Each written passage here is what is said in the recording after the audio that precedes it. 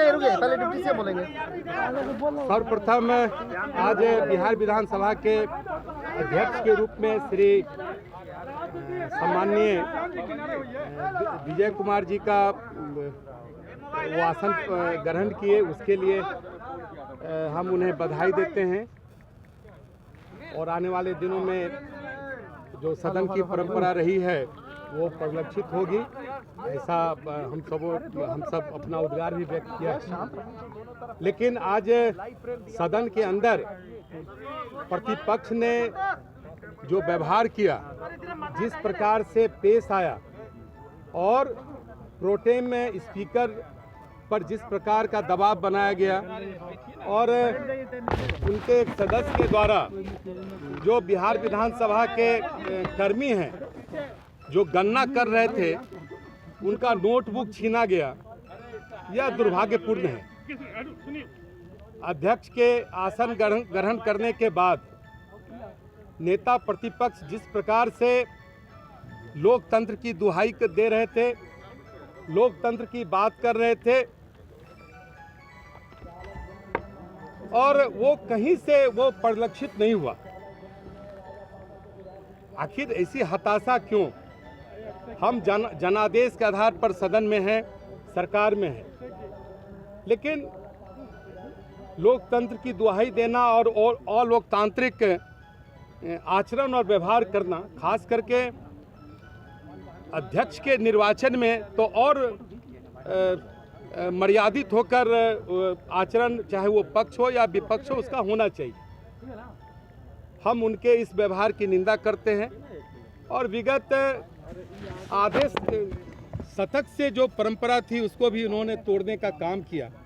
हम सबों ने, सभी जो सदन के अंदर जितने प्रतिपक्ष के अलग अलग दलों के नेता हैं, सबों से दूरभाष पर हमने आग्रह किया कि जो परंपरा चली आ रही है, जनादेश भी बहुत स्पष्ट है, क्या परिणाम होना है वो भी स्पष्ट है, तो एक अच्छा संदेश जाता। लेकिन इन्होंने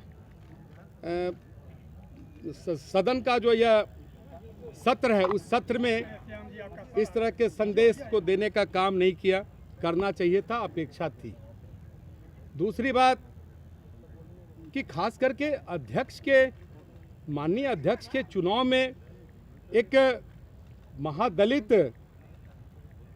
प्रथम बार नवनिर्वाचित हमारे सम्माननीय विधायक ललन पासवान जी को श्री लालू प्रसाद जी के द्वारा जेल से उन्हें प्रलोभन देना, धमकी देना, सरकार गिरेगी तो फिर हम ऐसे कर देंगे, वैसे कर देंगे, यह तो एक लोकतंत्र की हत्या है।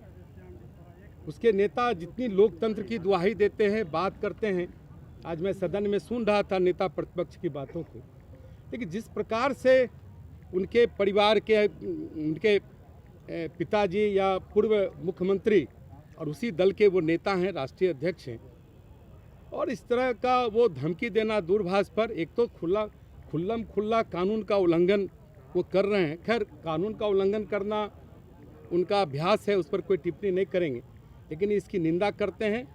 और झारखंड सरकार से हम मांग भी करेंगे, सरकार को लीगल एक्शन लेगी आपकी सरकार, नहीं बता, बोलने दीजिए ना। और यह जो फ़ोन हुआ है ये झारखंड से हुआ है, इसलिए झारखंड सरकार से हम सब आग्रह करेंगे कि इस पर जो वैधानिक कार्रवाई है उसको करे। आपको लगता है कि झारखंड सरकार कोई एक्शन लेगी जिस तरीके से लेगी? तो हम केंद्र सरकार से आग्रह करेंगे कि इसकी उच्च स्तरीय जांच का जो वैधानिक तरीका है उस तरीका से इसकी जांच हो, जरूरत पड़े तो